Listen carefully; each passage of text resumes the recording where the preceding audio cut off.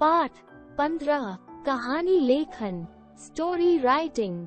बच्चों, आपने अपनी दादी या नानी से कहानियाँ अवश्य ही सुनी होंगी। कहानी पढ़ना, लिखना व सुनना बहुत रोचक होता है। ये कहानियाँ कई रूपों में होती है, चित्रकथा, शब्द चित्र कहानियाँ तथा मनोरंजक किस्से आदि। यहाँ कुछ रोचक कहानियाँ दी गई हैं। इन्हें ध्यानपूर्वक पढ़िए, समझिए और लिखने का अभ्यास कीजिए। अपना भरोसा। एक खरगोश था। उसके 4 मित्र थे, घोड़ा, गाय, बकरी और भेड़। पिछले कई दिनों से एक कुत्ता खरगोश के पीछे पड़ा था। वो जब भी घर से बाहर निकलता, कुत्ता उसे पकड़ने के लिए दौड़ पड़ता। खरगोश का घर से बाहर निकलना कठिन हो गया था।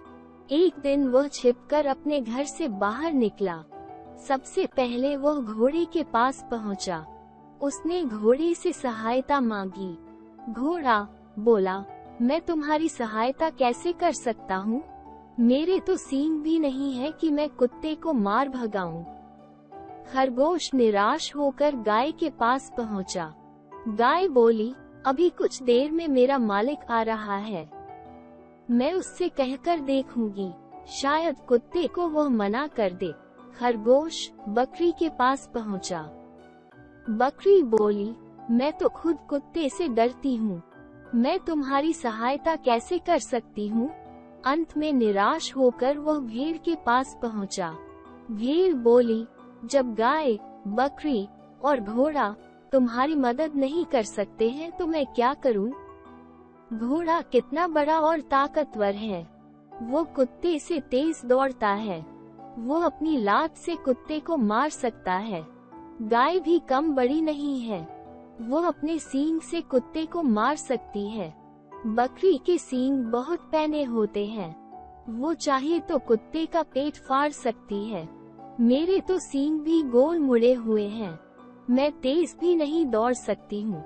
मित्रों की बातें सुनकर खरगोश की आंखें खुल गईं। उसने सोचा, मुझे अपने आप पर भरोसा करना चाहिए। मैं भी लंबी छलांग मार सकता हूँ और कुत्ते से बच सकता हूँ। सच है, हमें स्वयं पर भरोसा करना चाहिए। सबक। एक समय में एक नमक का व्यापारी था। वो गधे पर लादकर नमक को लाने ले जाने का कार्य करता था। रास्ते में एक नदी पड़ती थी।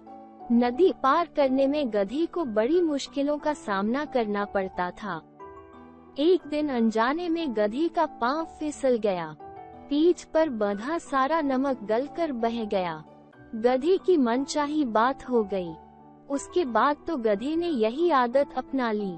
वो नदी में आते ही पानी में बैठ जाता। व्यापारी बड़ा परेशान हुआ क्योंकि ऐसे में उसका बहुत नुकसान हो जाता था। व्यापारी ने गधे को सबक सिखाने की ठान ली। एक दिन उसने नमक के बजाय ऊन के बोरे को गधे की पीठ पर लादा और चल दिया। आदत के अनुसार गधा नदी आते ही नदी में बैठ गया।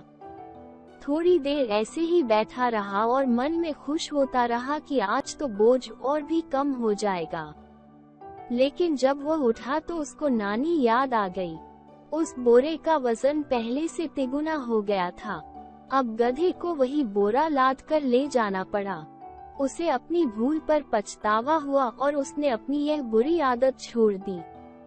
सीख। हमें अपने काम से जी नहीं चुराना चाहिए। कछुआ और खरगोश। एक बार एक कछुए और एक खरगोश में शर्त लगी कि कौन तेज चलता है। एक जगह तय कर दी गई। वहाँ जो पहले पहुँचेगा वही जीता हुआ माना जाएगा। कछुआ तो धीमी गति से चलता था। खरगोश तेज दौड़ता था। उसे अपने ऊपर घमंड था। वो तेज दौड़ा और कछुए को बहुत पीछे देखकर एक पेड़ के नीचे सो गया। कछुआ धीरे धीरे चलता हुआ पेड़ तक आ पहुँचा। खरगोश अभी भी सोया हुआ था। कछुआ धीरे धीरे चलकर तय जगह पर पहुंच गया। अब खरगोश की नींद खुली। वह तेज भागा, पर कछुआ वहां पहले ही पहुंच चुका था। लालची बंदर। एक बंदर प्रतिदिन राहुल के घर आता था और उछल कूद करता था। वो कभी कपड़े फाड़ देता तो कभी कोई बर्तन उठाकर ले जाता था। यही नहीं, कभी कभी परिवार के सदस्यों पर हमला कर उन्हें जख्मी भी कर देता था। बंदर के आतंक से परिवार के लोग बहुत परेशान थे। एक दिन राहुल ने कहा, मैं इस बंदर को पकड़कर बाहर भेज दूंगा। बंदर को पकड़ने के लिए उसने पिताजी से छोटे मुंह की हांडी मंगवाकर उसमें भुने हुए चने डाल दिए और हांडी को भूमि में गाड़ दिया। हांडी का केवल मुंह खुला था। सब लोग वहां से दूर जाकर बैठ गए। कुछ ही देर में बंदर वहां आ गया और उसने उस हांडी में भुने चने देखे। उसने चने निकालने के लिए हांडी में हाथ डाला और मुट्ठी भर ली। हांडी का मुंह इतना छोटा था कि उसमें बंधी हुई मुट्ठी बाहर नहीं निकल सकती थी। बंदर मुट्ठी निकालने के लिए जोर लगाने लगा और कूदने लगा। वो चिल्लाया और उछला, किंतु लालच के कारण मुट्ठी के चने उसने नहीं छोड़े। इसके बाद बंदर को राहुल ने रस्सी से बांध दिया और उसे दूर जंगल में ले जाकर छोड़ दिया। सीख, लालच नहीं करना चाहिए। शरारती चूहा। एक नन्हा सा चूहा था। वो अपने बिल से बाहर आया। उसने देखा कि एक बड़ा बैल पेड़ की छाया में सोया हुआ है। बैल जोर जोर से खर्राटे भर रहा था। चूहा बैल की नाक के पास गया और उसने बैल की नाक पर काट लिया। बैल हड़बड़ा कर उठ गया। दर्द से कराह कर चूहे के पीछे भागा। चूहा झटपट दौड़कर झटपट दीवार के छिद्र में घुस गया। अब वो बैल की पहुंच से बाहर था। उसने गुस्से से चिल्लाकर कहा, अरे नालायक, मैं तुझे एक ताकतवर बैल को काटने का मजा चखाऊंगा।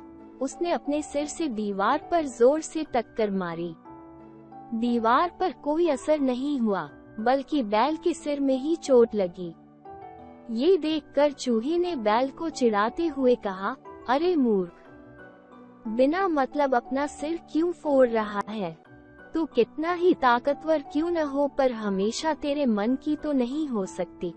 बैल अब भी चूहे को बिना दंड दिए छोड़ देने को तैयार नहीं था। चूहे जैसे तुच्छ प्राणी ने उसका अपमान किया था। इस समय वो बहुत क्रोध में था, पर धीरे धीरे उसका क्रोध कम हुआ।